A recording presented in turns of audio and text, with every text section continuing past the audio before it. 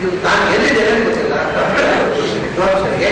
ಅಲ್ಲಿಗೆ ನಿಂತು ಬಿಡ್ತಾರೆ ಹೋಗುವಾಗ ಅದು ಆಗದಂತೆ ಮಾಡಬೇಕಾಗಿದೆ. ಇವನ ಮನಸ್ಸು ಆ ಪ್ರಾಪಂಚಿಕ ಸುಖದಲ್ಲಿ ಮತ್ತು ಅವನತಿಕೆಯಲ್ಲಿ ಮುಳುಗಿ ಹೋಗದಂತೆ ಮನಸ್ಸು ಮಂದಿರವನ್ನು ಭಗವಂತ ಎತ್ತಿ ಹಿಡಿದರೆ ಮಾತ್ರ ಯಥಾರ್ಥ ಜ್ಞಾನ ಅಮೃತ ಬರುತ್ತೆ. ಅದಕ್ಕೆ ಎರಡನೇ ಗುರುಮಾನದಾರಬೇಕು, ನರಸಿಂಹಾವತಾರ ಅಲ್ಲ. ಇದು ನೋಡಿ, ಒಳಗಿನಿಂದ ಆಗತಕ್ಕಂಥ ತ್ಯಾಗದ ಪ್ರೋಸೆಸ್ಸಿಗೆ ಈ ಆಧಾರ. ಅದರಿಂದ ಜ್ಞಾನೇ ಸ್ಥಿರೇ, ಜ್ಞಾನ ಸ್ಥಿರ ಆಯ್ತು, ಮನಸ್ಸಿನಲ್ಲಿ ಜ್ಞಾನ ಸ್ಥಿರ ಆಯ್ತು. ಯಥಾರ್ಥ ಜ್ಞಾನ, ದೃಢವಾದ ಜ್ಞಾನವನ್ನು.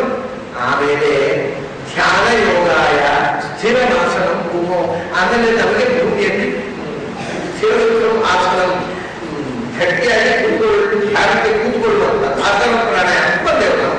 ಅದು ಭೂಮಿ ಇದೆ. ಅವರ ಭೂಮಿ ವಿಚಾರ ಮಾಡಿ ಕೊಟ್ಟ. ಭೂಮಿಯಲ್ಲಿ ಕೂತ ಮೇಲೆ ತತಶ್ಚ ಪಾಪ ಪುರುಷ ನಿರಾಸ ನೃಸಿಂಹಗ್ನಿನ. ಆಮೇಲೆ ನಾವು ಧ್ಯಾನ ಕೂತ್ಕೊಳ್ಳುವಾಗ ಪಾಪ ಪುರುಷ ಬದುಕುತ್ತ, ನಾವು ಗಲ್ಲಕ್ಕೆ ಕೂತ್ರೆ ನಮಗೆ ಪಾಪ ಪುರುಷ ಬದುಕುತ್ತ. ಅದಕ್ಕೆ ಪಾಪ ಪುರುಷ ನಿರಾಸ, ಪಾಪ ಪುರುಷ ನಿರಾಸ ಅನ್ನುವಂಥದ್ದು ಪ್ರತಿಯೊಂದು ಜಪ ಮಾಡುವಾಗ ಪಾಪ ಪುರುಷ ನಿರಾಸ ಅಂತ ಮಾಡ್ತಾರೆ. ಆದ್ರೆ ಪಾಪ ಪುರುಷ ಹೋಗೋಲ್ಲ, ಇವ್ರು ನಿರಾಸ ಮಾಡ್ತಾರೆ, ಹೋಗೋಲ್ಲ. ಯಾಕಂದ್ರೆ ನಾನು ಒಂದು ಪಾಪ ಪುರುಷನ ಹೋಗುದು ಹೇಳೇ ಇಲ್ಲ, ಸುಮ್ಮನೆ ಬಾಯ್ಬಲ್ ಶ್ಲೋಕ ಹೇಳ್ತೇವೆ. ಅದು ಏನು ಯೋಚನೆ ಆ ಶ್ಲೋಕದ ಅನುಸಂಧಾನವೇ ಬರ್ತೇವೆ ನಾವು. ಅದರಿಂದ ಒಂದು ಬ್ರಹ್ಮ ಏನಾಗಿ ನಮಗೆ ಪಾಪ ಪುರುಷನಿಗೆ ಗೊತ್ತಾಗಿದೆ. ಅವ್ರು ಹೊರಗೆ ಹೋಗಲ್ಲ, ನಮ್ಮ ಬೆಳೆದೇ ಬೇಡ ಹೋಗ್ತಾರೆ ಪಾಪ ಪುರುಷ. ಯಾಕೆಂದ್ರೆ ಅವನು ಪಾಪ ಪುರುಷ ಹೋಗ್ಬೇಕಾಗಿದ್ದರೆ ಈ ಎಲ್ಲ ಮಂತ್ರಗಳನ್ನ ನಾವು ಪ್ರಾಣಾಯಾಮ ಸ್ಥಿತಿಯಲ್ಲಿ ಹೇಳಬೇಕು. ಪಾಪಪುರುಷ ನಿರಸನಾಗುವುದು ಪ್ರಾಣಾಗ್ನಿಯಿಂದ, ಪ್ರಾಣಾಯಾಮದಿಂದ ಒಳಗಿನಿಂದ ಒಂದು ದಾಹಕ ಶಕ್ತಿ, ಒಂದು ಫೈರ್, ಪಾಪವನ್ನು ಸುಡುವ ಅಗ್ನಿ ನಿರ್ಮಾಣ.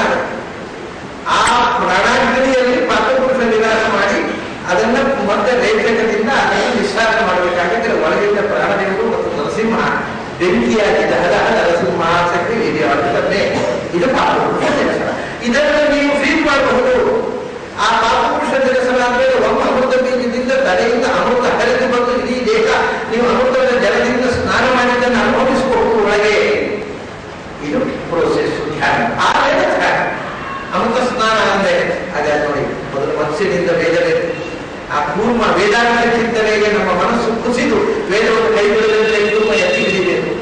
ಆಮೇಲೆ ನಮಗೆ ಸ್ಥಿರವಾದ ಆಸನಕ್ಕೋಸ್ಕರ ಭೂಮಿಯನ್ನು ನಮಗೆ ಆಸನವಾಗಿ ಒದಗಿಸಿಕೊಳ್ಬೇಕು. ಆಮೇಲೆ ಒಳಗಿರ್ತಕ್ಕ ಪಾಪಪುರುಷನ ನಿರಾಸ ನರಸಿಂಹಗ್ನಿಯ ಮೂಲಕ ಸುಟ್ಟು ಹೋಗ್ಬೇಕು ಪಾಪಪುರುಷ. ಇಷ್ಟ ಆದಮೇಲೆ ಧ್ಯಾನ. ಹಾಗಾಗಿ ಧ್ಯಾನದಲ್ಲಿ ಮತ್ಸ್ಯ ಪೂರ್ವ ವರಾಹ ನರಸಿಂಹ ಈ ಆಗದಿದ್ದರೆ ಮಾತ್ರ ಧ್ಯಾನ ಆಗುತ್ತೆ. ಇದನ್ನು ಧ್ಯಾನ ಮಾಡಲಿಕ್ಕೆ ಸಾಧ್ಯ. ನಮಗೆ ಹಿಸ್ಟಾರಿಕಲ್ ಕ್ರೊನಾಲಜಿ ಮುಖ್ಯವಲ್ಲ, ಈ ಮಾನಸಿಕವಾದ ಸ್ಥಿತಿ ಮುಖ್ಯ ಆಗುತ್ತೆ.